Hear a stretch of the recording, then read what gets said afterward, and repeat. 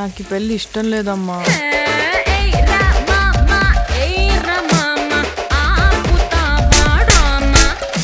ఆయనలాగే బాగా సున్నితమమ్మా. Next ఎట్లానమ్మా? Selfie అడిగితే చంప పగలగొట్టే హీరో.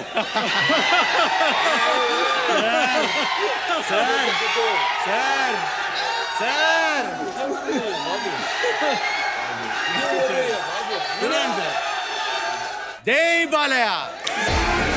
ఇప్పుడు మీరు స్ట్రిప్ చేయాల్సిందే సార్. లేదు నేను కొట్టలేదు. యావత్ ప్రపంచం అంతా చూసింది సార్. అందుకే నేను కొట్టలేదు. నాది ప్రేమమ్మా, ప్రేమ.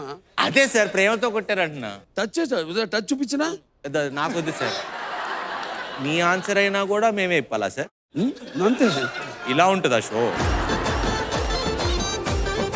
నెక్స్ట్ ఏంటిది? తను ఒక మంచి యాక్టర్, రైటర్, కానీ డైరెక్టర్గా మాత్రం అట్టర్ ఫ్లాప్ అని డిక్లేర్ చేసిన యాక్టర్ తనే చేసుకున్నాడు. చేతులు ఎత్తేసాడు. సార్ నా మొదటి సినిమా సార్ కర్మ సిద్ధాంతం.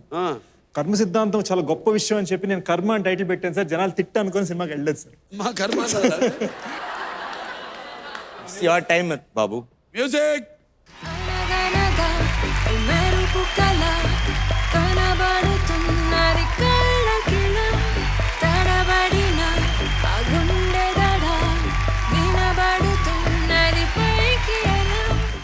నేను బట్టలు ఇప్పమంటే గడియాలు ఎరుపుతున్నాను. ఇదే లాస్ట్ వార్నింగ్ అమ్మా. ఇప్పుడు అండర్ వేర్లతో ఇంటికి ఎట్టిపోతారు చెప్తున్నాను. నేను చెప్తున్నాను పరిస్థితి అలానే ఉంది సార్. Next headline.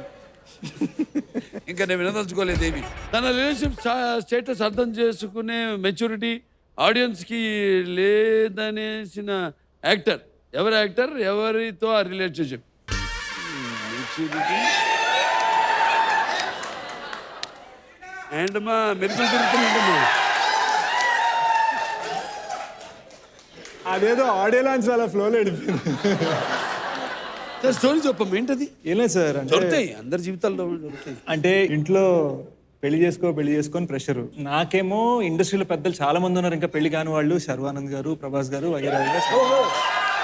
సో ఎప్పుడైనా ఇంట్లో పెద్దవాళ్ళు పెళ్లిళ్ళు అయితేనే కదా చిన్నవాళ్ళు పెళ్లిళ్ళు అయ్యేది. సో ఆ గౌరవం చెప్పుకుని తిరుగుతున్నాను, నా పేరు చెప్పుకుని తిరుగుతున్నాను. అది కర్మ.